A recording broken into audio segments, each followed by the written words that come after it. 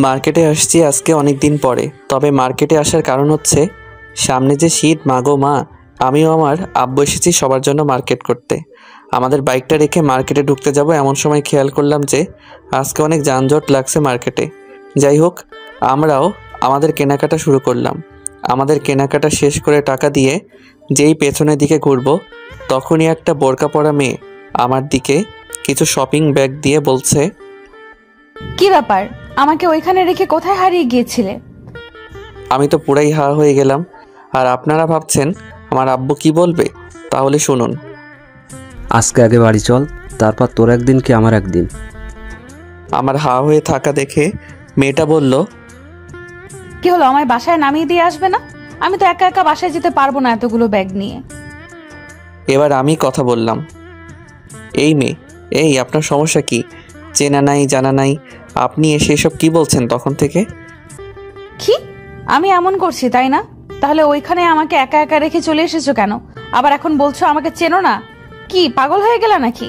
অন্য কোনো মেয়ে দেখে আমাকে চিনতে পারছো না?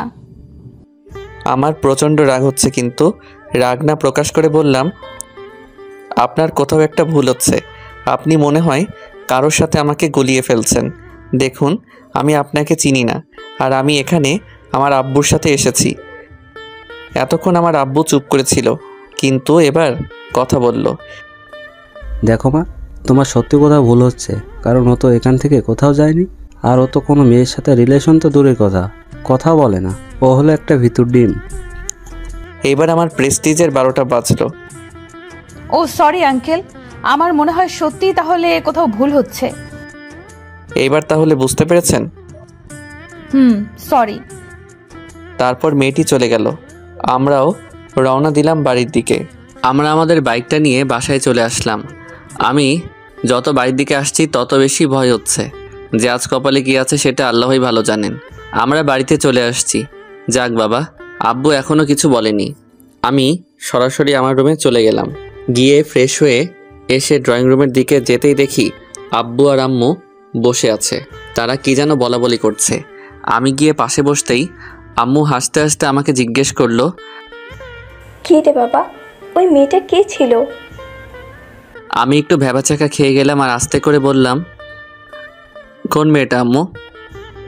গাধা, মার্কেটে গিয়ে যে তোকে বয়ফ্রেন্ড বানাতে চাচ্ছিল, ওইটাকে চিনিস না? আশ্চর্য, আমি চিনব কিভাবে? আমি কি আগে কখনো দেখেছি নাকি যে চিনব? আরে রাগ হবার কি আছে, রাগ করিস না। আর এখনো কোনো পছন্দ থাকলে বল। আসলে আমার রাগ একটু বেশি, তাই বলবো যে রাগ করিস না। আর ভাবছেন যে আমার পছন্দের কথা বলছে কেন? আসলে সবাই আমার জন্য মেয়ে দেখে রেখেছে, তাই আর কি। আরে না, আমার কোনো পছন্দ নাই। এই বলে আমি ওইখান থেকে রুমে চলে আসলাম। তারপর রাতের খাবার খেয়ে ঘুমাতে যাব, তখন মার্কেটের ওই মেয়েটার কথা মনে হচ্ছিল। এখন ওই সব ভাবাভাবি শেষ। আগে আপনাদের আমার পরিচয়টা দেই। আমি মেহেদি হাসান পারভেজ, বাবা মায়ের 3 নাম্বার এবং শেষ পিচি ছেলে। আমার বড় 2 ভাই আছে। বাবা কিছুই করে না, ভাইয়া করে। আর আমার হবু ওয়াইফের নাম সুলতানা, আব্বুর বন্ধুর মেয়ে। আমি চেয়েছিলাম একটা প্রেম করব, তারপর বিয়ে করব, কিন্তু আব্বু আম্মুর কথায় রাজি হয়ে যায় বিয়েটা করতে। আমি পড়াশোনা শেষ করে এখন একটা কোম্পানিতে চাকরি করি। আর আমি কিন্তু এখনও আবার স্ত্রীকে দেখি নাই, মানে হবু বউ। যাই হোক, পরিচয় দিতে দিতে ঘুমিয়ে গেছি। এভাবে কয়দিন চলে গেল। আজ আব্বু বলছে একটু শ্বশুর বাড়ি যেতে হবে, সরি, হবু শ্বশুর বাড়ি। ভেবেছিলাম আজকে অন্তত নিজের জিনিসটার সাথে একটু দেখা করতে পারবো, কিন্তু কথায় আছে না যে ভাগ্যে না থাকলে কিছুই হয় না। আজকেও দেখা হলো না। যাই হোক, ওইখানে থেকে আসার সময় রাস্তার মধ্যে হঠাৎ করে বৃষ্টি আসায় একদম ভিজে গেলাম। যাই হোক, বাসায় এসে রাতে থেকে প্রচণ্ড জ্বর আসলো। ওষুধ খেয়ে কিছুটা সুস্থ হলেও পুরোপুরি সুস্থ হইনি। আজ আমি আর আব্বু ডাক্তারের কাছে গেলাম। ডাক্তার আমাকে দেখে কিছু পরীক্ষা করাতে বলল। আজকে প্রচণ্ড ভিড় থাকায় আমরা ওয়েট করছিলাম। এমন সময় কোথায় থেকে যেন সেই মেয়েটা এসে আমাকে বলছে যে, এত টেনশন করতে হবে না, বাচ্চার বেশি সমস্যা হয়নি, শুধু একটু জ্বর আসছিল।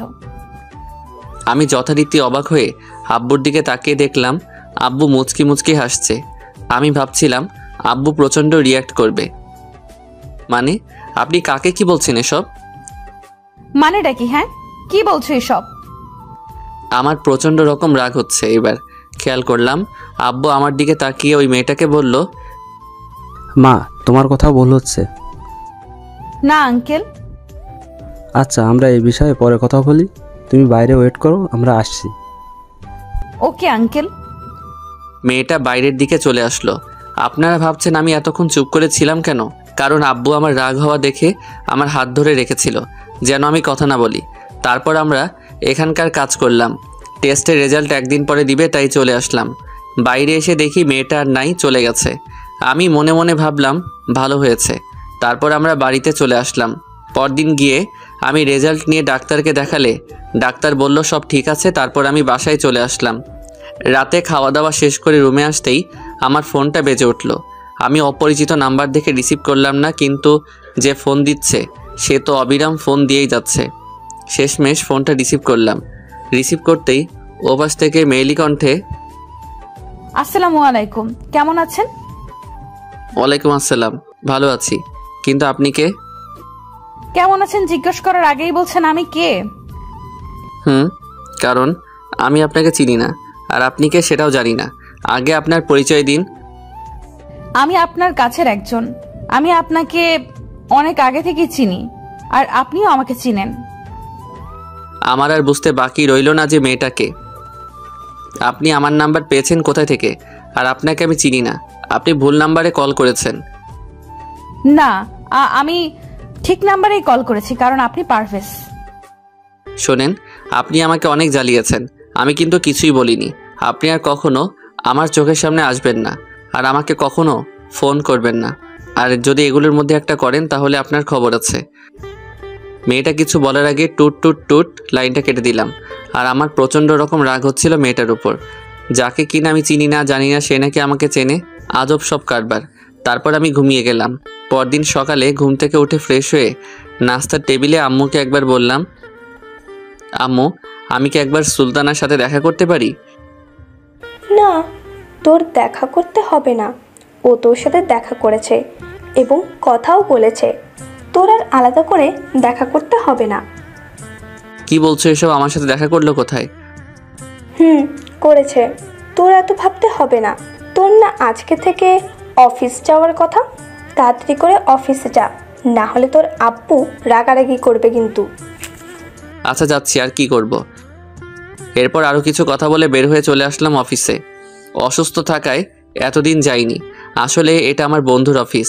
আমার বন্ধু এই অফিসের এমডি। আমি বসে বসে কিছু কাজ করছিলাম, এমন সময় পিয়ন এসে বলল, স্যার আপনার সাথে একজন দেখা করতে আসছে, তিনি বললেন অনেক জরুরি। আমি বললাম আচ্ছা পাঠিয়ে দিন। কিছুক্ষণ পর একটা মেয়ে বলে উঠল, আমি কি আসতে পারি? কথাটা শুনে আমি সামনের দিকে মুখ তুলে তাকাতেই আমার চোখটা আটকে গেল দরজায়। মার্কেটের সেই মেয়েটা আমার হা হয়ে তাকিয়ে থাকা দেখে মেয়েটা বলল, কি আসবো না এখানেই দাঁড়িয়ে থাকবো? আসেন। মেয়েটি ভেতরে এসে দাঁড়াতেই আমি বললাম, বসেন। মেয়েটি আমাকে ধন্যবাদ দিয়ে বসলো। আমি অফিসে বলে আগে বললাম, আমি আপনার জন্য কি করতে পারি? একটা কাজে ডাকো, বিয়ে করে ফেলি। মেয়েটির কথা শুনে আমি পুরাই অবাক হয়ে গেছি। তখন আমি বললাম, কি? ডাকো। জানো আমি তোমাকে ছাড়া আর একটি মুহূর্তও থাকতে পারবো না। আপনাকে ভূতে লাড়ে নাকি শয়তানে লাড়ে বলুন তো? মানে? কোন পাগলাগারদ থেকে পালিয়ে আসছেন? কি সব উল্টাপাল্টা বলছেন? গতকাল মার্কেট বললেন, আবার রাতে ফোন করে বললেন, এখন আবার এখানে আসছেন। আপনি এখানে আসছেন কেন? কালকে রাতে যেভাবে রাগ দেখিয়ে ফোনটা রেখে দিলে, তাতে ভাবলাম একবার তোমার সাথে দেখা করে আসি, আর কাজে ডেকে নিয়ে এসে বিয়েটাও সেরে ফেলি। উফ, এবার কিন্তু রাগ উঠে যাচ্ছে। আচ্ছা একটা কথা বলেন তো, আপনি কিসের জন্য আমার সাথে লেগেছেন? আমি আপনার কি করেছি? আপনি অনেক দিন থেকে আমাকে এইভাবে বিরক্ত করছেন, কিন্তু কিসের জন্য এরকম করছেন? এমনিতেই আপনাকে জ্বালাতন করতে আমার খুব ভালো লাগে, তাই। আর আপনাকে ছাড়া আর কাকে জ্বালাতন করব বলেন? কি বলছেন এসব? আমি আপনাকে চিনি না, আর আমাকে জ্বালাতন করতে ভালো লাগে মানেটা কি? আর আমাকে ছাড়া কাউকে জ্বালাতন করবেন না মানেটা কি? সবগুলোর উত্তর একটাই। তুমি মনে হয় ভালোভাবে বুঝতে পেরেছো। তুমি আমার স্বামী, আমি তোমার স্ত্রী। তবে শুনুন, আমার না বিয়ে ঠিক করা আছে, আর আমার ওয়াইফের নাম সুলতানা। 15 দিন পর আমার বিয়ে। ও আপনাদের তো বলতে ভুলেই গিয়েছিলাম যে আমার বিয়ে আর মাত্র 15 দিন বাকি। তাই বুঝি? আমি বিশ্বাস করি না। কোনো কনফিউশন আছে নাকি? আমি তো বিশ্বাস করি।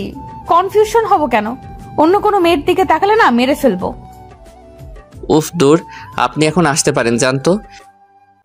ওকে জানো, খুব তাড়াতাড়ি তুলে নিয়ে বাসর করবো, রেডি থেকো, বাই। এই বলে মেয়েটা উঠে চলে যেতে যেতে পেছনে তাকিয়ে বলল, বাই দ্য ওয়ে, আমার নাম সানজিদা। বলেই মেয়েটা চলে গেল। মেয়েটা চলে যাওয়ার পর মনে হলো আমি হাঁপ ছেড়ে বাঁচলাম। বড় একটা দীর্ঘশ্বাস ফেলে আমার কাজে মন দিলাম। এইভাবে দিনটা শেষ। এইভাবে যেতে যেতে 2 দিন পর অফিস থেকে বাসায় এসে ফ্রেশ হয়ে একটু ছাদে যাব ভাবলাম। তখনই আম্মু একটা ডাক দিল, পারভেজ, দেখ তোর ফ্রেন্ড এসেছে, বাইরে আয়। আমি মনে মনে বললাম আমার ফ্রেন্ড আসছে, কিন্তু আমার তো এইরকম কোনো ফ্রেন্ড নাই। যাই হোক, আমার রুম থেকে বেরিয়ে এসে দেখে তো আমার চক্ষু চড়ক গাছ। আমি আবারও আগের বারের মতো হতবাক। আরে আপনারা ভাবছেন কে এসেছে? আর বইলেন না, ওই যে মেয়েটা, ওই মেয়েটাই আসছে, সানজিদা। কীরকম মেয়েরে বাবা, চিনা নাই জানা নাই, হুটহাট সব জায়গায় চলে আসে। আম্মু আর মেয়েটা বসে আছে। আমার এইভাবে হাঁ করে তাকিয়ে থাকা দেখে আম্মু বলল, কি রে, অবাক হওয়ার কি আছে? আর ওই রকম গাধার মতো দাঁড়িয়ে আছিস কেন? বস এসে। আমি কিছু না বলে বসলাম। আর ওই মেয়েটার দিকে তাকিয়ে দেখি মেয়েটা একরকমের হাসি দিচ্ছে, শয়তানিটাই ফাঁসি। তা দেখেও আমি কিছুই বললাম না। আমি বসার পরে আম্মু বলল, তোরা বসে গল্প কর, আমি একটু আসছি। আচ্ছা ঠিক আছে। এমনিতেই আমার প্রচণ্ড রকম রাগ হচ্ছে যে মেয়েটাকে আমি চিনি না, হুটহাট করে সব জায়গায় চলে আসছে।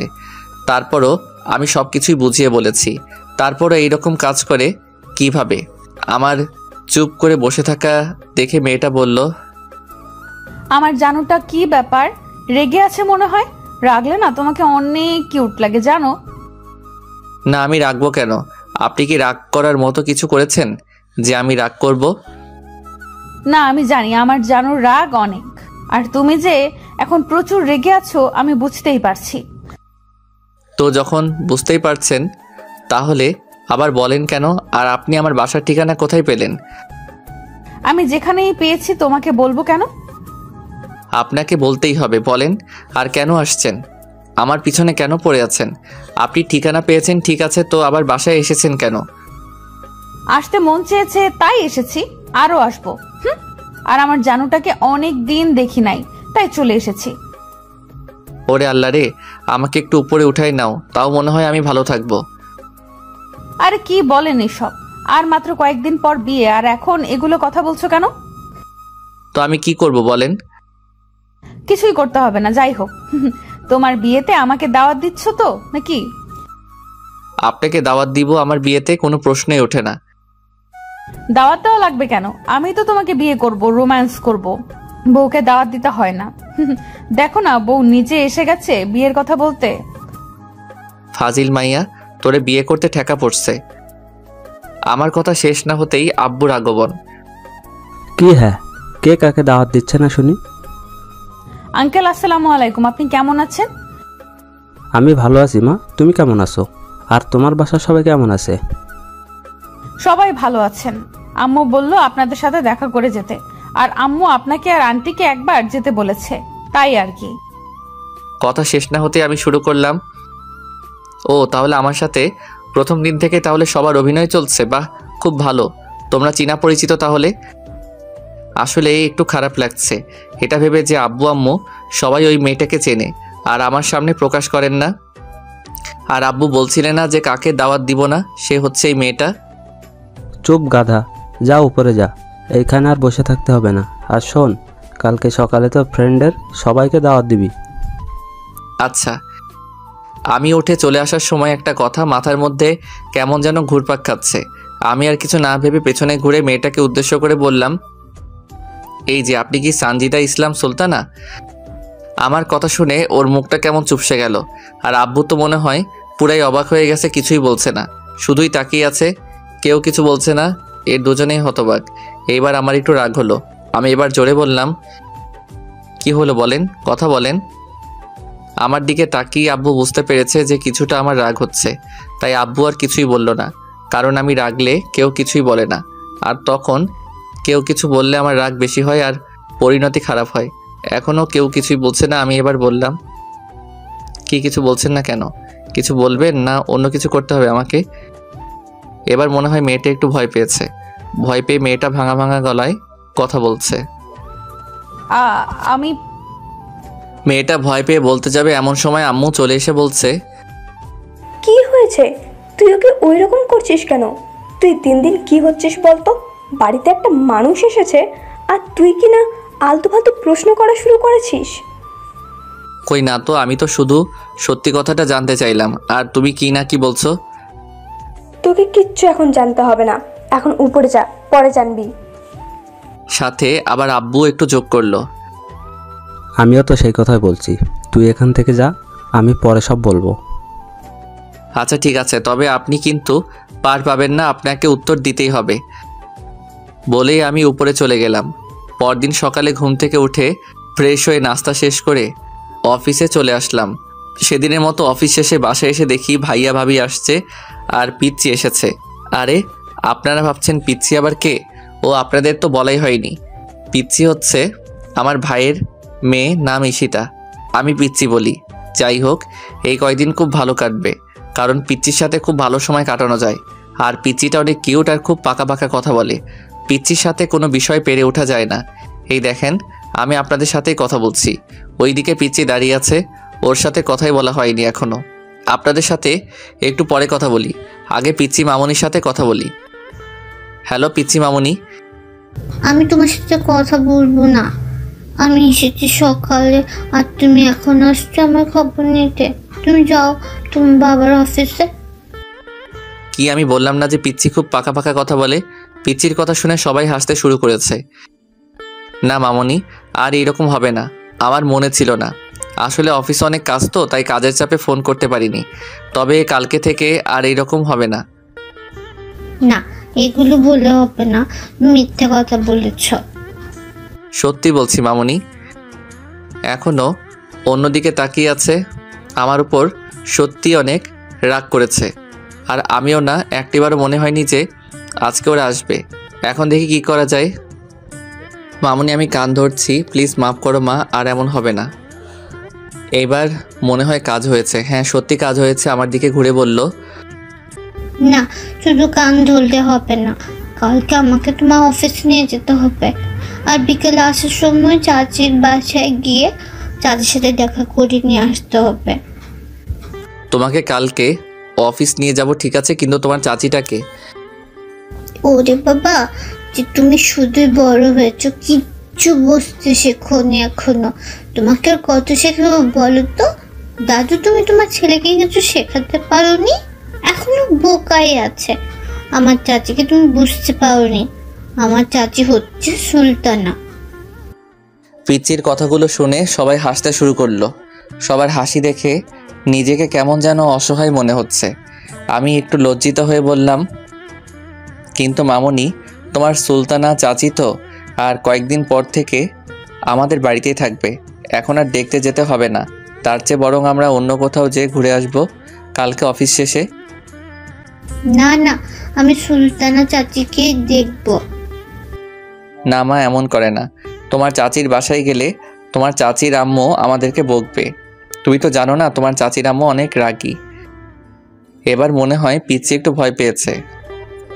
তাহলে এখন তুমি ফ্রেশ হয়ে আসো, তারপর বলবো অন্য কোথায় যাওয়া যায়।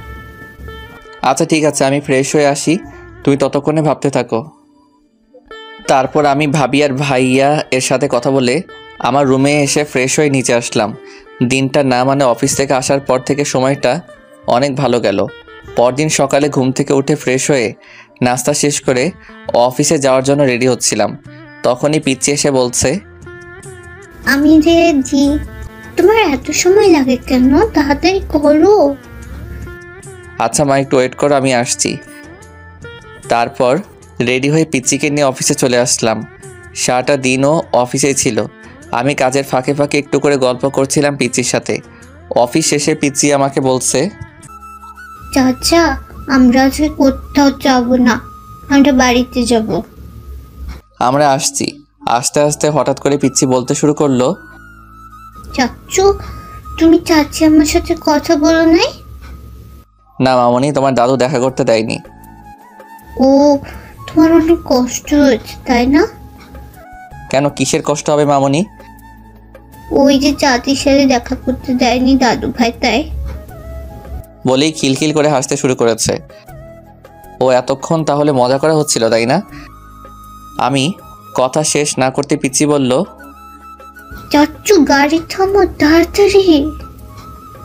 কেন মামনি, কি হয়েছে? আমি গাড়ি থামাতেই ও আমাকে হাত ইশারায় দেখিয়ে দিল। বিষয়টা দেখে আমার প্রচণ্ড রাগ হচ্ছে নিজের ওপর, আবার বখাটেগুলোর ওপর। আমি গাড়ি থেকে নেমে ওখানে গিয়ে বললাম, কি হচ্ছে এখানে? আমার কথা শুনে সবাই আমার দিকে তাকালো এবং দেখলাম মেয়েটা মনে হয় হাঁপ ছেড়ে বাঁচলো। ও আপনাদের তো ঠিক মতো বলাই হয়নি কি হয়েছে এখানে। আসলে কয়েকটা বখাটে মিলে একটা মেয়েকে ঘিরে ধরেছে, আর মেয়েটা একা। ওইটা দেখেই আমার মামনি হাতের ইশারায় দেখিয়ে দিল। আপনাদের বলেছিলাম না আমার মামনি অনেক বুদ্ধিমতী। যাই হোক, আমাকে দেখে বখাটেদের একজন বলল, ওই তোরা চল। তারপর ওরা এখানে থেকে চলে গেল। আর আপনারা ভাবছেন ওরা আমাকে দেখে চলে গেল কেন? আসলে আমাদের এখানে আমার আব্বুর প্রতিপত্তি অনেক বেশি, আর বখাটেরা আমাকে ভালো করেই চেনে, আর ওরা জানে আমি কেমন। যাই হোক, ওরা চলে যাওয়ার পর আমি মেয়েটার দিকে তাকাতেই দেখি আসলে মেয়েটা আর কেউ নয়, ওই বখাটে মেয়ে মানে সঞ্জিতা। তখন আমি বললাম, ও আমি তো ভুল করলাম। আসলে বখাটেরা তো এইভাবেই বখাটের হাতেই বিপদে পড়ে। কিছুক্ষণ থেমে থেকে বলল, তুমি আসলে একটা খারাপ মানুষ। ও তাই না? আমি তো আপনাকে বাঁচালাম আর আমি খারাপ? হ্যাঁ তো আমাকে তুমি বখাটে বলছেন কেন? তো আপনাকে কি বলবো? বখাটেকে কি বলবো? যাই হোক, আমি এখানে দাঁড়িয়ে আপনার সাথে ঝগড়া করতে চাই না। বিপদে যখন পড়েছেন তো চলেন আপনাকে বাড়ি পৌঁছে দেই। না যাবো না আমি তোমার সাথে, আমি একাই চলে যাব। দেখেন বখাটেগুলো এখন আশেপাশেই আছে, আমি চলে গেলে আবার আপনাকে জ্বালাতন করবে, তাই বলছি চলেন। না ওরা তো আসবে না, তুমি চলে যাও। আর তুমি আমাকে নামিয়ে দিবে কেন? আমি তোমার কি হই? বাহ, এতদিন আপনি তো বলতেন জানো কলিজা ইত্যাদি। আচ্ছা, এখন তর্ক করে লাভ নেই, আপনি আমার বাবা মায়ের পরিচিত, তাই আবার আপনাকে ভালো মতো বাড়ি পৌঁছে দেওয়া দায়িত্ব হয়ে গেছে। তোমার সিম্প্যাথির কোনো প্রয়োজন নেই, তুমি যাও। এবার আমার প্রচণ্ড রাগ হচ্ছে। আমি আবার কখন ওকে সিম্প্যাথি দেখালাম? তারপরও নিজেকে শান্ত রেখে বললাম, প্লিজ চলেন, আপনার আবার কোনো বিপদ হতে পারে। না। থাপ্পড় চিনস ছেড়ি, তাড়াতাড়ি গাড়িতে ওঠ, আর একটা কথা বললে থাপড়াইয়া সবগুলো দাঁত খুলে ফেলবো। আমার রাগ করা দেখে মনে হয় ভয় পেয়েছে, কিন্তু না, উল্টো সে রেগে এসে আমার হাত ধরে হাতে কামড় দিয়ে বলল, শয়তানটা বান্দরটা আমারে ধমক দেয়। শয়তান কত ফাজিলটা, তোমারে একা পাই দেখো, রেপিং ধর্ষণ সব করবো। নাউজুবিল্লাহ, বলে কি? আর আপনি আমার হাতে কামড় দিলেন কেন? মন চাইছে দিছি, আরো দিমু। এখন চুপচাপ গিয়ে গাড়ি চালাও। তারপর সঞ্জিতা গিয়ে গাড়িতে উঠে বসলো। বুঝলাম না ওই মাইয়া হঠাৎ উল্টে গেল কেন। যাই হোক, আমিও আর না ভেবে আমিও গাড়িতে উঠে চলা শুরু করলাম। এমন সময় মামনি বলছে, চাচু এই আন্টিটা কে? আমার মাথায় একটা বুদ্ধি আসলো। যেহেতু কালকে ও সুলতানাকে সাথে দেখা করার জন্য বলেছিল, সেই জন্য আমি একটু দুষ্টামি করে বললাম, মামনি তুমি তোমার সুলতানা চাচিকে দেখতে চেয়েছিলে না, এটাই তোমার সুলতানা চাচি। পিচ্চি আমাকে একটা পাপ্পি দিয়ে মেয়েটাকে বলছে, চাচি তোমার কি হয়েছিল? কিছু না, ওখানে কিছু বদমাইশ আমাকে খারাপ খারাপ কথা বলছিল। ও হ্যাঁ, আমি সঞ্জিতাকে ইশারায় বললাম একটু কোঅপারেট করতে, দেখি কাজ হয়েছে। আসলে মেয়েটা ভালো কথা তো ভালোই শুনছে। পিচ্চি আবার মেয়েটাকে প্রশ্ন করলো, চাচি তোমার আম্মু নাকি পচা আর অনেক রাগ দেখায়, তাই তো চাচু আমাকে তোমাদের ওখানে নিয়ে যায়নি। যাক ভালোই হলো, তোমার সাথে দেখা হয়ে গেল। আম্মু তোমার চাচ্চু বলেছে এই কথা তাই না? আসলে তোমার চাচ্চু একটা পচা, তাই এই কথা বলেছে। না আমার চাচু পচা না। ও ওদের কথার মাঝে আমি বললাম, আপনাকে কোথায় নামিয়ে দেব। তখন মেয়েটা আমাকে ওর বাড়ির ঠিকানা দিল, কিন্তু ওর ঠিকানা শুনে আমার সন্দেহ আরও বেড়ে গেল যে মেয়েটাকে। আমার মাথায় শুধু একটা কথাই শুধু ঘুরপাক খাচ্ছে, যে মেয়েটাকে। আরে আপনারা ভাবছেন আমি এগুলো ভাবছি কেন? আসলে মেয়েটা যে ঠিকানাটা দিয়েছে সেটা হচ্ছে আমার হবু শ্বশুর বাড়ির, মানে সুলতানাদের বাসার। আমার চুপ করে থাকা দেখে মেয়েটা আমাকে বলছে, কি ব্যাপার, চুপ করে গেলেন কেন? না এমনিতেই। মেয়েটা আর পিচ্ছি গল্প করছে, আর আমি মনে মনে ভাবছি মেয়েটাকে। আমি বাসায় গিয়ে হাজারবার বললেও সুলতানার একটা ছবিও দেখাবে না। আসলে আমাকে প্রথমে সুলতানাকে দেখার বিষয়ে বলা হয়, কিন্তু আমি তখন বাহাদুরের মতো বলেছিলাম, আপনাদের পছন্দই আমার পছন্দ, আর এখন দেখতে চেয়েও দেখতে পাচ্ছি না। কপাল আমার। তবে আপনাদের বলছি, আপনারা কেউ আমার মতো এমন বোকামি করবেন না। যাই হোক, তারপর মেয়েটাকে আমার বউয়ের বাড়ি থুক্কু আমার হবু শ্বশুর বাড়ির কাছে নামিয়ে দিয়ে চলে আসলাম। বাসায় এসেই সরাসরি ভাবির কাছে হানা দিলাম, কোনো লাভ হলো না। তারপর ভাইয়ার এর কাছে, তাতেও ফেল মারলাম। সবার একই কথা, কদিন পরেই তো বিয়ে, এখন আর দেখতে হবে না। শত শত বুঝিয়েও লাভ হচ্ছে না। তাই ব্যর্থ হয়ে রুমে এসে ফ্রেশ হয়ে বিছানায় গা এলিয়ে দিলাম। চোখটা একটু ধরে এসেছে, তখনই আব্বুর ডাক। ধর্মর করে উঠে দৌড় না হলে খবর আছে, আর এখন ডাকার ধরনটা আলাদা মনে হচ্ছে। যাই হোক, নিচে আসতে আসতেই বুঝতে পারলাম যে কিছু একটা হয়েছে। আব্বুর কাছে এসে বললাম, কি হয়েছে আব্বু? আজকে রাস্তায় কি করেছিস? কই না তো, আমি তো কিছুই করিনি। রাস্তার মেয়েদের জ্বালানো শুরু করেছো? না আব্বু, আমি তো এরকম কিছুই করিনি। আর তোমার কি মনে হয় আমি যখন পড়াশোনা করতাম তখনই মেয়েদের পাত্তা দেইনি, আর এখন? আর তোমাকে কে কি বলেছে শুনি?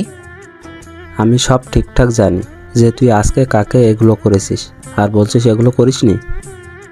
এবার আমার মাথার মধ্যে সব কিছু একদম পরিষ্কার হয়ে গেল। আমি বুঝতে পারছি না মেয়েটা আমার পেছনে লেগেছে কেন। আমি আব্বুকে বললাম, ওইটা কি সুলতানা? হ্যাঁ। সত্যি? হ্যাঁ মানে না, আমি কি বলতে কি বলেছি। এই তুই এখন যা, পরে এই বিষয়ে কথা বলবো। তারপর আমি ওখান থেকে চলে আসলাম। এসে যেইমাত্র বিছানায় একটু শুয়ে পড়ার প্রস্তুতি নিচ্ছি, তখনই আমার ফোনটা বেজে উঠল। অপরিচিত নাম্বার দেখেও 7-5 না ভেবে রিসিভ করলাম, কিন্তু মেজাজটা খারাপ থাকায় একটু কটমট করে বললাম, হ্যালো। কিন্তু এ কি, ওই পার থেকে শুধু হাসির আওয়াজ পাওয়া যাচ্ছে। আমার বিরক্তি আরও বেড়ে যাচ্ছে, মেজাজটা আরও বেশি খারাপ হচ্ছে। আপনারাই বলেন কার মেজাজ খারাপ হবে না এইরকম অবস্থায়? একে তো আব্বুকে ওই বজ্জাত মেয়েটা মিথ্যা কী সব বানাই বলছে, আর এখন আবার ফোনে এইরকম বিরক্তি, আর ভালো লাগছে না। আমি আবারও বললাম, হ্যালো।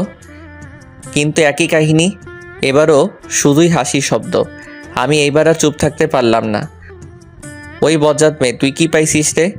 যেদিন থেকে আমার পেছনে ঘোরা শুরু করছিস সেদিন থেকেই প্রায় সময় আমার জন্য একটা না একটা বাস তৈরি হয়ে থাকে। আমি কি দোষ করেছি? দয়া করে এবার আমার একটু রেহাই দেবন। এক নিঃশ্বাসে কথাগুলো শেষ করেছি আমি। এবার উত্তর পেলাম, এই তো জ্বালানো মাত্র শুরু, জানো, এখনো তো সারা জীবন পড়েই আছে। এখনই এই অবস্থা? আর হ্যাঁ, আমি তোমার বোন না, সানজিদা, তোমার জানুটা। আপনি আমার যাই হন না কেন আগে বলেন, আমার আব্বুর কাছে কি বলেছেন? কই না তো, আমি তো কিছুই বলিনি তো, জানো। দেখেন, মেজাজটা এখন খুবই খারাপ আছে। প্লিজ আর এখন এমন কিছু করতে বাধ্য করবেন না যে পরে আপনাকে এর জের টানতে হয়। ওই, আমাকে ভয় দেখাও? হ্যাঁ, আমি আর তোমাকে ভয় পাই না। এখন আমি বুঝে গেছি তোমাকে কিভাবে শাস্তি পাওয়াতে হয়। একটু শান্ত হয়ে বললাম, দেখেন আপনি দয়া করে বলুন আমি আপনার কি ক্ষতি করেছি যার জন্য আমাকে এর মাসুল দিতে হচ্ছে, আর আমার বিয়ে ঠিক করে রাখা। আপনি প্লিজ আমার পিছু ছাড়েন। ওই চুপ। আর হ্যাঁ, কই, তখন মনে ছিল না যে আমি একটা মেয়েকে থাপ্পড় দিতে যাচ্ছি? কোন সাহসে? ও, তাহলে এই কারণে আমার নামে বিচার এসেছে, আর আমি যে আপনাকে ওদের হাত থেকে বাঁচালাম এটার কি? তো কি হয়েছে, বাঁচিয়েছো ভালো কথা। আমাকে তো রাগ না দেখালেও পারতে, একটু আদর ভালোবাসা দিতে। না, তখন আমার উচিত ছিল সিনেমার নায়কদের মতো আপনাকেও কোলে তুলে নিয়ে আমার গাড়িতে বসানো, তাই না বজ্জাত মেয়ে? একটু না হলে করতে কি হতো, একটু কোলে তুলে নিলে। সরি, মাফ করবেন। আমি যেন আপনাকে আর আমার চোখের সামনে না দেখি বলেই ফোনটা কেটে দিলাম। আসলে মেয়েটার কথা শুনে আমার রাগ আরও বেশি হচ্ছিল। আর ভালো লাগছিল না, তাই লাইনটা কেটে দিলাম। যাই হোক, তারপর থেকে আর কোনো সমস্যা করেনি মেয়েটা। এইভাবেই চলতে চলতে বিয়ের দিন চলে আসলো। আজকে গায়ে হলুদের দিন। সন্ধ্যার পর ভাবি এসে আমাকে ভাবির ফোনটা দিয়ে বলছে, নে ধর, ওই মেয়েটা কথা বলবে। না, আমি ধরতে পারবো না। আপনারা ভাবছেন ভাবির কাছে কেন ফোন করেছে? আসলে ও আমার কাছে ফোন করেছে, কিন্তু আমি রিসিভ করিনি। আর ভাবতে পারেন ভাবির ফোন নাম্বার কই থেকে পেলো, সে নিয়েছে। তুই ফোনটা ধরবি না, আমি আব্বুকে ডাকবো। আসলে আমি আব্বুকে ভয় পাই। আর আমার বাসার সবার কাছ দেখে মনে হচ্ছে আমার বিয়ে সুলতানার সাথে না, মেয়েটার সাথেই হচ্ছে। যাই হোক, আমি ফোনটা ধরলাম। আমি কোনো কথা বলছি না দেখে ফোনের ওই পাশ থেকে আওয়াজ আসলো, কেমন আছেন? ভালো তো থাকতে দিলেন না, আবার জিজ্ঞেস করছেন কেমন আছি। তাই বুঝি। আচ্ছা ঠিক আছে, তোমাকে কথা দিলাম আজকের পর থেকে আর জ্বালাতন করব না ফোন করে। সত্যি? সত্যি। তবে ভালো থাকবেন। আপনি আপনার রাস্তা দেখেন, আর আমারটা দেখি। ওকে, ভালো থাকবেন, বাই। আমি ওকে বাই বলতে যাব, তার আগেই লাইনটা কেটে দিল। বুঝলাম না। যাই হোক, আজকে আমার বিয়ে, অনেকটা টেনশনে আছি। বোঝেনি তো আপনারা, নতুন বিয়ে করছি। না মানে বিয়ে করছি নতুন, তাই আর কি। সারাটা দিন কেটে গেল, বিয়ের সব কাজ শেষ। নতুন বউ নিয়ে বাসায় চলে আসলাম, কিন্তু আমার পোড়া কপাল, কখনো বউয়ের মুখখানা দেখি নাই। শুধু শুনলাম যে আমার বউ নাকি সুন্দর।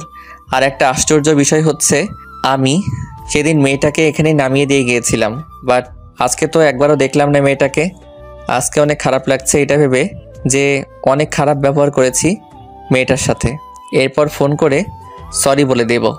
বাড়িতে আসার পরে সবাই নতুন বউ নিয়েই ব্যস্ত, আমার দিকে কারো কোনো খেয়াল নেই। আসলে নতুন বউ বাড়িতে নিয়ে আসতে আমার যে একটা অবদান আছে সেটা কেউ মনে হয় জানেই না।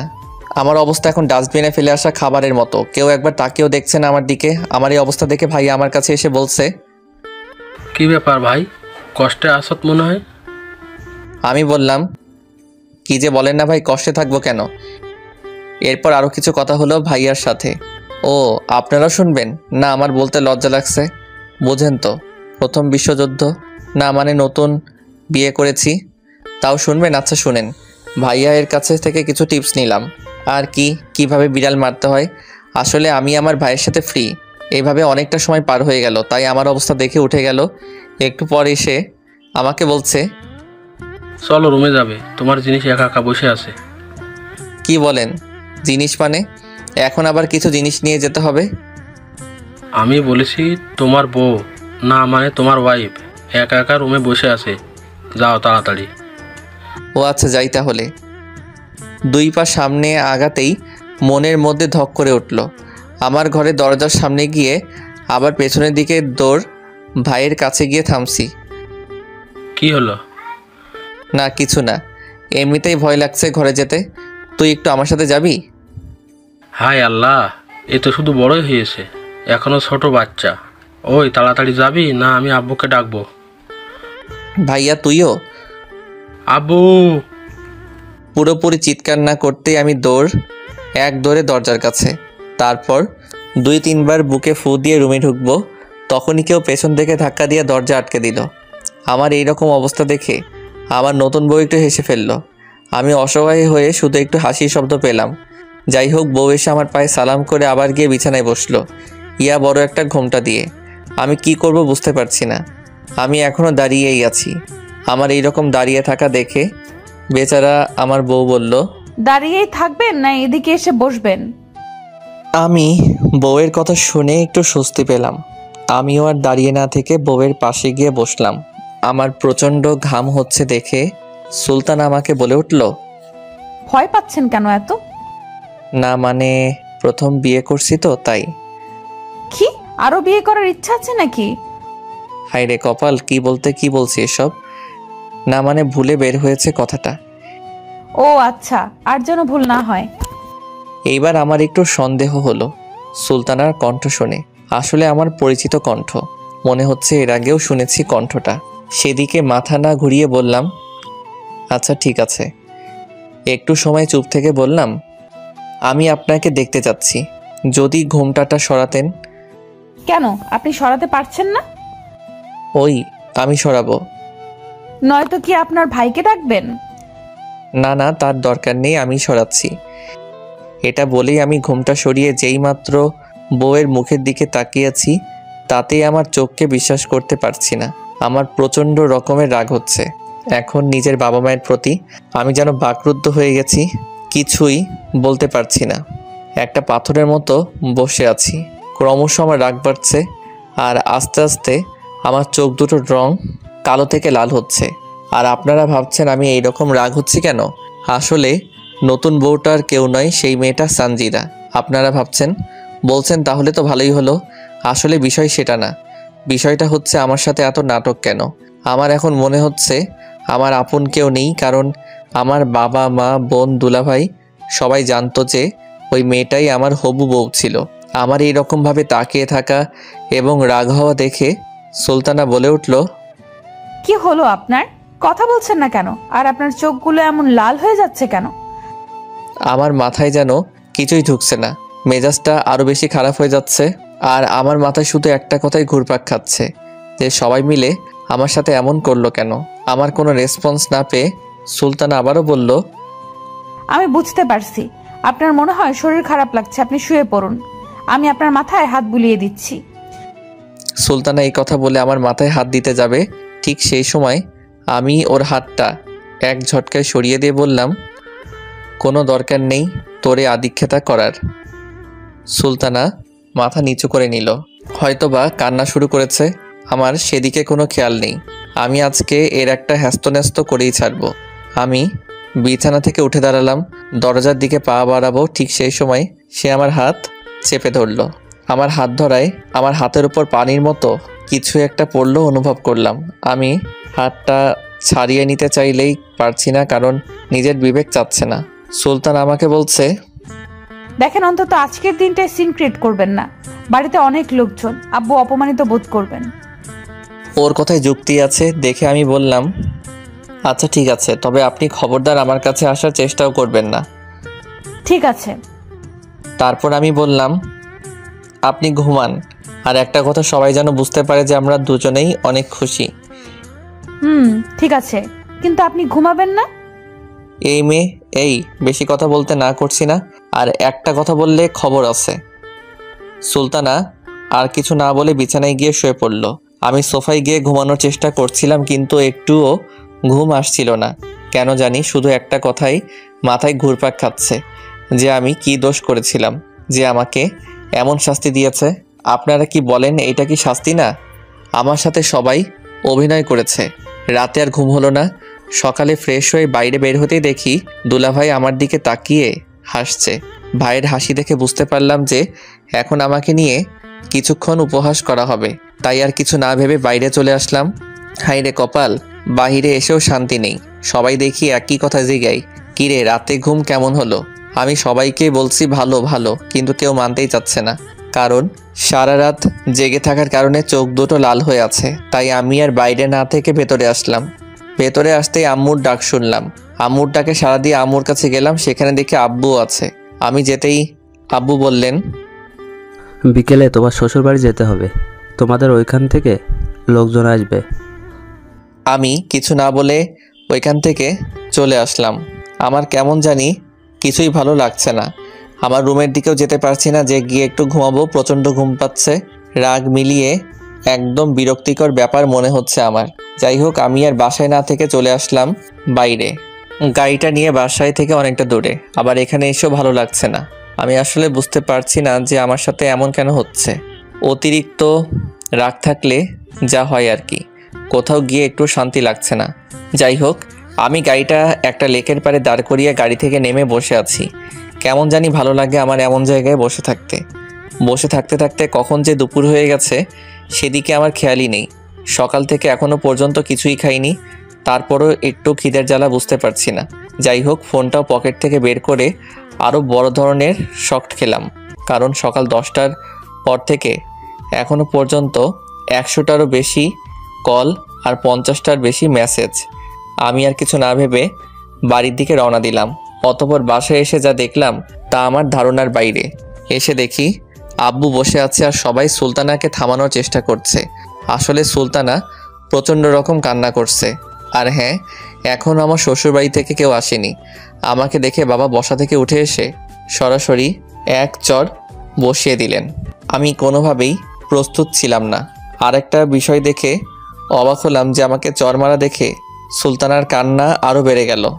আব্বু শুধু বলল, তোর সাহস হয় কিভাবে? এইটুকু বলতেই ভাইয়া এসে আব্বুকে থামিয়ে দিয়ে বলল, তুমি বসো, আমি বলছি।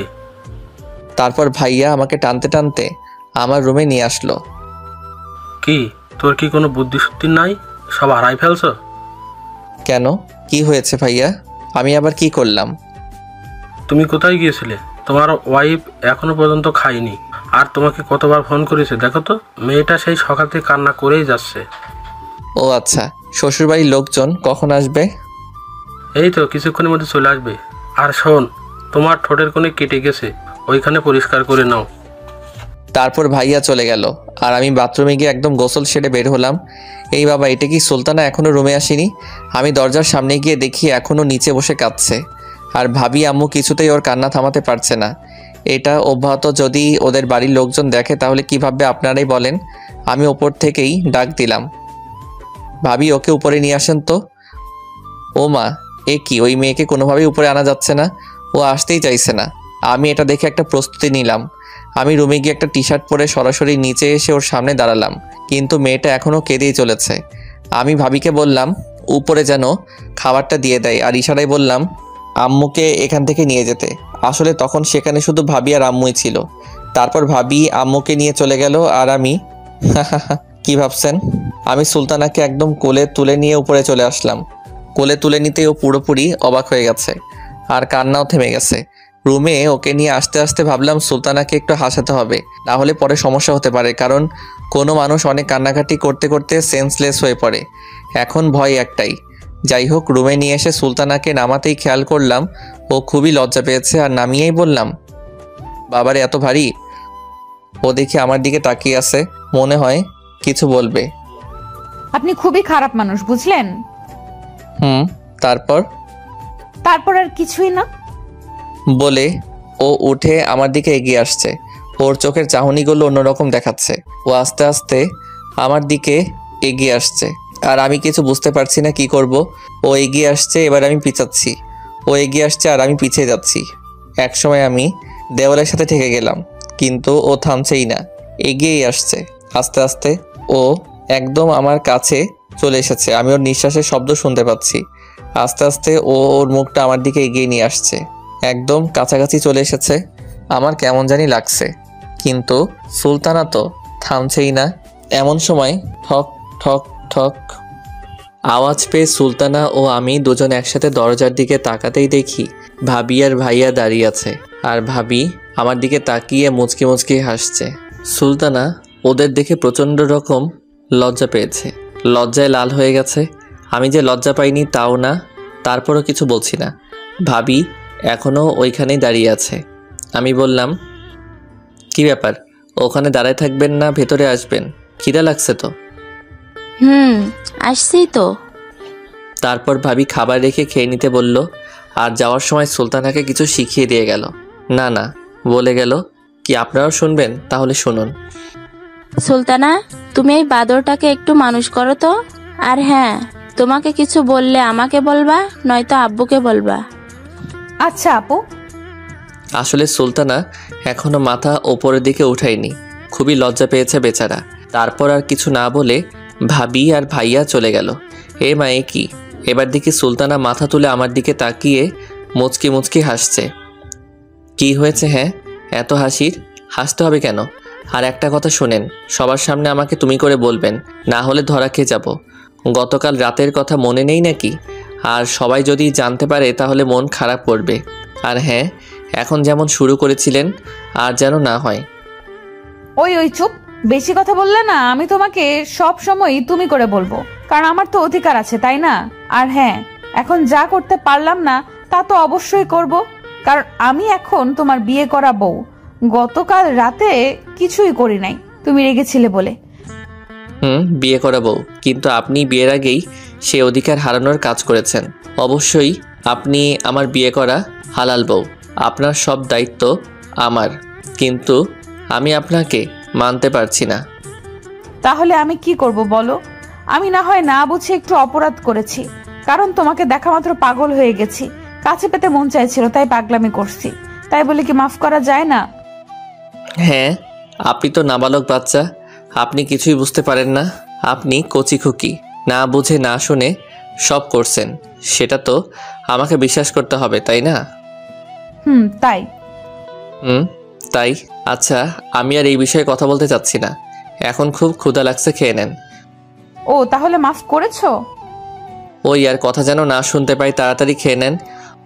ও ছোট বাচ্চাদের মতো করে মুখ ফুলিয়ে বলল, আমরা এখন খাওয়া দাওয়া করছি, আমি খাচ্ছি আর ভাবছি মেয়েটা অনেক সুইট, সব কথা শুনে এখনও বাচ্চাদের মতো স্বভাব থেকেই গেছে। ও হ্যাঁ, আপনাদের তো বলাই হয়নি, আমার বউটা অনেক সুন্দর, একদম পরীর মতন, একবার দেখলে শুধু তাকিয়ে থাকতে মন চায়। আপনারা ভাবছেন আমি এগুলো বলছি কেন? আসলে ও যাই করুক না কেন, আমার বিয়ে করা বউ তো, যত যাই বলি না কেন একটা টান হয়ে গেছে। যাই হোক, হঠাৎ করে আমার প্রচণ্ড জ্বলছে ঠোঁটের কোণে, কারণ আব্বু চরমারায় ওখানে কেটে গেছে।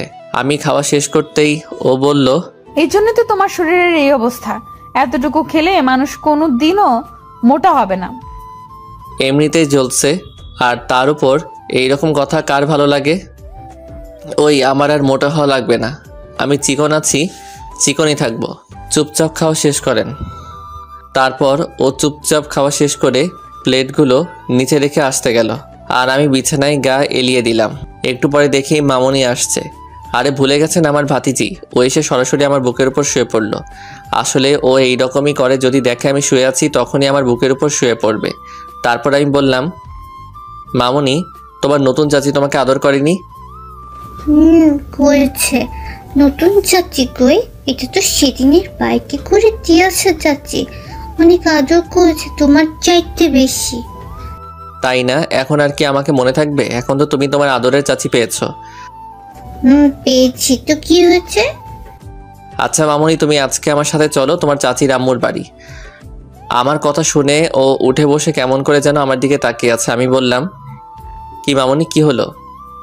না কিছু না, কিন্তু আমি যাব না। কিন্তু কেন? তুমি জানো না, চাচির আম্মু পচা, আমি যাব না বাবা, তুমি যাও। বলেই দৌড়। হাই রে কপাল, সেদিন যদি না বলতাম কথাটা তাহলে আজকে ভালো হতো। আসলে মিথ্যা বললে বিপদে পড়তেই হয়। আপনারা ভাবছেন আমি এমন করছি কেন? আসলে আমার কেমন যেন লাগছে ওদের ওখানে একা একা যেতে। যাই হোক, দৌড় দিলাম ভাইয়া এর কাছে, গিয়ে বললাম, ভাইয়া আমাকে নাকি শ্বশুরবাড়ি যেতে হবে, তো আমাকে কি একাই যেতে হবে নাকি? আরে না, একা যাবে কেন, তুমি আর সুলতানা যাবে। আমি কি আপনার সাথে মজা করছি বলেন ভাই? ভাই প্লিজ আপনি আমার সাথে চলেন না। আরে দূর, তুমি কি এখনো ছোট? বোকা, এত ভয় কেন? এখন আমাকে ছাড়ো, আমি দেখি তোমার শ্বশুর বাড়ির কারোর কিছু লাগবে কিনা, ওরা তো এদিক ওদিক আছে। আসলে আমি ঘরে থাকাই জানিনি যে ওনারা কখন এসেছেন। এরপর আমি ভাবি কাছে আসলাম, কিন্তু কোনো লাভ হলো না। তারপর ব্যর্থ হয়ে রুমে আসলাম। হায় রে কপাল, এখানেও শান্তি নেই, পুরো রুমের মধ্যেই মানুষ। এগুলো আবার কখন আসলো? আমাকে দেখে একজন বলল, কিরে সুলতানা, তোর হাজবেন্ডকে কি রাতে ঘুমানোর সময় দিসনি? বলেই সবাই হো হো করে হেসে উঠল। সুলতানা খুবই লজ্জা পেয়েছে, মাথাটা নিচু করে বসে আছে, আর আমাকে প্রচণ্ড খারাপ লাগছে কথাগুলো শুনে। আরে ভাই, আমার ব্যাপারে আমি ঘুমাবো কিনা তাদের এত কি? আমি আর ওখানে না থেকে চলে আসলাম। তারপর ওখান থেকে নিচে এসে সবার সাথে কথা বললাম, সব কিছু ঠিক আছে কিনা তা ভালোভাবে পরীক্ষ করতেই আব্বু ডাকলেন। আমি যেতেই বললেন, শোনো, তুমি রেডি হয়ে নাও, বোমা রেডি। আচ্ছা ঠিক আছে বলে চলে আসতে শুরু করলে আব্বু আবার বলল, দেখো বাবা, তোমার রাগের কারণ আমি জানি, আর সব কিছু ভুলে যাও। আচ্ছা ঠিক আছে। কিন্তু মনে মনে বললাম এর ফল সুলতানা পাবে। তারপর ওখান থেকে এসে রেডি হয়ে চলে আসলাম শ্বশুরবাড়ি। লোকে বলে না শ্বশুরবাড়ি মধুর হাঁড়ি, আসলে কথাটা সত্য। যাই হোক, এখানকার সবাই এখন আমাকে নিয়ে ব্যস্ত বললেই চলে। কি আজব ব্যাপার তাই না? আমার বাড়িতে সবাই সুলতানাকে নিয়ে ব্যস্ত, আর এখানে আমায় নিয়ে সবাই ব্যস্ত। যাই হোক, তারপর রাতের খাবার শেষ করে রুমে যে আমি ফেসবুকে একটু নিউজ ফিডে ঘোরাঘুরি করছি। একটু পরেই সুলতানা আসলো। এসেই সরাসরি দরজা বন্ধ করে বিছানার দিকে এগিয়ে আসছে। আমি সুলতানার চোখের দিকে তাকাতেই বুঝতে পারলাম আমার সাথে এখন কিছু হলেও হতে পারে। ও এগিয়ে আসছে আর আমার অবস্থা আস্তে আস্তে কেমন যেন হচ্ছে বুঝছি না। ও এসেই আমাকে ধাক্কা দিয়ে বিছানায় ফেলে দিল। দিয়ে ও আস্তে আস্তে, আরে এত তাড়াতাড়ি কেন আপনাদের আস্তে আস্তে বলি, আমার বুঝি লজ্জা করে না? ও আস্তে আস্তে আমার উপর উঠে বসে আমার মুখের দিকে মুখ নিয়ে আসছে। আমার কেমন যেন লাগছে। আমি কিছু বুঝতে পারছি না যে কি করব। আমারও কে, আমার থেকে ছাড়াতেও পারছি না। হায় হায়, সবাই শুনলে কি বলবে আপনারাই বলেন। আমি একটা মেয়ের থেকে নিজেকে ছাড়াতে পারছি না। আপনারা আবার কাউকে বলবেন না কিন্তু, হ্যাঁ? ও মুখ একদম আমার মুখের কাছে চলে এসেছে। ও ওর চোখ দুটো বন্ধ করে ফেলছে। এমন সময় আবারও ঠক ঠক আওয়াজ হলো। আওয়াজ হওয়াতে সুলতান আমাকে ছেড়ে দিল আর মুখে অটোমেটিকভাবে এক চিলতে হাসি ফুটে উঠল। সুলতান আমার দিকে তাকিয়ে দেখলো আমি হাসছি। ঠিক তখনই ও আবার আরও জোরে আমাকে ধরে আমার গালে একটা চুমো দিয়ে দিল। আমি তো রীতিমতো অবাক, কি মেরে বাবা! আমাকে ছেড়ে দিয়ে ও উঠে যাচ্ছে, কিন্তু ওর মুখে প্রচণ্ড রকমের বিরক্তি প্রকাশ পাচ্ছে। আর আমার কথা ভাবছেন, আমি তো পুরাই টাসকি খেয়ে গেছি। যাই হোক, ও গিয়ে দরজা খুলতেই দেখলাম ওর আম্মু, মানে আমার শাশুড়ি। ও গিয়ে বলল, কি হয়েছে আম্মু? একটু ঘুমিয়ে গেছিলাম। একটু ঘুমের ঘরে থাকার মতো অভিনয় করে বলল, ওই তুই তো বড়ই কেয়ারলেস মেয়ে রে। কেন, আমি আবার কি করলাম? হ্যাঁ, দেখ তো জামাই ওর ঠোঁটের ওখানে কেটে গেছে, তুই এই মলমটা এনে রেখে দিয়েছিস কেন? এটা ওখানে লাগাতে হবে না? সুলতানা কিছু বলতে যাবে তার আগে আমি বললাম, না আন্টি, আসলে ও নিয়ে এসেছিল, কিন্তু আমি দিতে চাইনি, সেজন্য আবার রেখে এসেছে। আমার কথা শুনে সুলতানা আমার দিকে তাকিয়ে মুচকি মুচকি হাসছে। আমার শাশুড়ি বলছে, ও আচ্ছা ঠিক আছে, তোমরা তাহলে ঘুমাও, কিন্তু এটা দিলে একটু তাড়াতাড়ি সেরে যেত। আচ্ছা দিন, আমি লাগিয়ে নিবনি। তারপর আমার শাশুড়ি ওইটা দিয়ে চলে গেল। তারপর সুলতানা ওইটা হাতে করে আমার কাছে এসে বলল, বাহ, খুব ভালো মিথ্যা বলতে পারো তো তুমি। আপনাকেই তো বাঁচালাম, না হলে আপনাকে তো আপনার আম্মু, না মানে আমার শাশুড়ি অনেক বকা দিত। সেটা বুঝতে পেরেই তো আমি ওইটা বললাম। ও তাই বুঝি। তা এখন এটা লাগিয়ে নাও, তাহলে এটা তাড়াতাড়ি ভালো হয়ে যাবে। কোনো দরকার নেই, ওইটা লাগাতে হবে না, ওইটা এমনিতেই ভালো হয়ে যাবে। সুলতানা আর জোর করলো না আর বলল, এখন শুয়ে পড়ো, অনেক রাত হলো। কি আপনি ঘুমাবেন না? না কোথাও যাবেন আমি ঘুমানোর পরে? হ্যাঁ যাবো তো, আমার বয়ফ্রেন্ডের সাথে দেখা করতে। কালকে তো আপনার বাড়িতে ছিলাম, তাই যেতে পারিনি। কি? কোথায় আপনার বয়ফ্রেন্ড? আমিও যাব দেখা করতে, চলেন। আপনাকে যেতে হবে না, আর আপনার লজ্জা লাগবে না। আপনি দাঁড়িয়ে দাঁড়িয়ে দেখবেন আমরা কি করব। এবার আমার একটু রাগ হচ্ছে। আচ্ছা ঠিক আছে, আপনি যান, তবে আগেই বলতে পারতেন যে আপনার এমন কেউ আছে। তাহলে কি করতেন? তাহলে আপনাকে বিয়ে করতাম না। কি? তুই আমারে বিয়ে করতি না তো কাকে বিয়ে করতি বল? আমার কলার ধরে ঝাঁকাতে ঝাঁকাতে বলল। এবার আমি রীতিমতো অবাক আর নির্বাক দুটাই। এখন আমি বুঝতে পারছি কেন ও বিয়ের আগে আমাকে এভাবে জ্বালিয়েছে। ওই কলারটা তো ছাড়েন। আর আপনি বললেন বলেই তো বললাম। তুমি বুঝতে পারছেন না কেন? আমি তো বলেছি তাই না যে আমার ভুল হয়ে গেছে, সরি সরি, কিন্তু তুমি বুঝতেই চাইছো না। তো আমি কি বলবো বলো? হাই হাই, এটা আমি কি দেখছি? সুলতানা কান্না করে দিছে, কিন্তু আমার কলার এখনো ছাড়িনি। আমি কি করব বুঝতে পারছি না। আসলে আমার যে ওকে ভালো লাগে না তাও না, কিন্তু দূর কিসের কিন্তু, যাই করুক না কেন সব তো আমার সাথেই করেছে। আর বউটা তো আমার, তাই না? আমি ওর চোখের পানিগুলো মুছে দিলাম আর বললাম, এত কষ্ট পাওয়ার কি আছে? আমি তো অভিনয় করছিলাম, আপনি যেমন করেছেন তেমন। সুলতানা আর কিছু বলল না, আমার কলার ছেড়ে এখন আমায় ধরেছে। আমি এবারও অবাক, কারণ এই রকম পরিস্থিতিতে আমি প্রথম। আমার এই রকম দেখে সুলতানা বলল, একটু জড়িয়ে ধরতেও পারেন না নাকি? হ্যাঁ। আমি বলতেই ও আরও বেশি শক্ত করে জড়িয়ে ধরল। আমার মনে হচ্ছে ছোট বাচ্চা ভয় পেয়েছে। যাই হোক, আমারও যখন ধরেছে সেহেতু আমিও ধরলাম। হাই হাই, আপনারা সবাই শুনে ফেলেছেন? কি লজ্জা, কি লজ্জা। তবে ডোন্ট মাইন্ড, হ্যাঁ? আপনারা আবার কাউকে বলবেন না কিন্তু। তখনই সুলতানা বলল, চলো এখন আদর করবে, বাসরাতে কিছু করনি। কি করব? রোম্যান্স করব। বলে সুলতানা ধাক্কা দিয়ে আমায় খাটে শুয়ে দিল আর আমার বুকের উপর বসে শাড়ির আঁচলটা ফেলে আমার উপর ঝাঁপিয়ে পড়ল। আর বলা যাবে না কি হয়েছে, লজ্জা লাগে। যাই হোক, পরদিন সকালে ঘুম থেকে উঠে ফ্রেশ হয়ে নাস্তা করে একটু ঘুরতে বের হলাম একা একাই। তারপর দুপুরের পর খাওয়া দাওয়া শেষ করে বিকেলে আমরা আমাদের বাসায় চলে আসলাম। ও আপনারা আবার শুনবেন কালকে রাতের সব কথা? হাই হাই কি বলবো বলেন, লজ্জা লাগছে। না মানে লজ্জা লাগছিল। বিয়ে করেন তারপর বুঝতে পারবেন। যাই হোক, বাসায় এসে রাতের খাবার শেষ করে সবার সাথে গল্প করে তারপর আর কি রুমে গেলাম। গিয়ে দেখি বউটা আমার মুখটা ফুলিয়ে বসে আছে, সেই বাসর রাতে যেভাবে বসেছিল সেইভাবে। আমি রুমে যেতেই এসে আমার পায়ে সালাম করলো, কিন্তু আমি অবাক হয়ে জিজ্ঞেস করলাম, কি ব্যাপার, আজকে তো বাসর না? ও কি বলল জানেন? তো কি হয়েছে, প্রথম দিন তো আর বাসর হয়নি, তবে গতকাল হয়েছে, আজও হবে, প্রতিদিন হবে, আজকে আর ছাড়ছি না বলেই আমার উপর হামলা শুরু। এখানে থেকে শুরু হলো পারভেজ আর সুলতানার এর দুষ্টু মিষ্টি প্রেমের সংসার। সবাই দোয়া করবেন 10-12টা গুড়াগাড়া যেন হয়, ফুটবল খেলার টিম তৈরি করতে যেন পারি।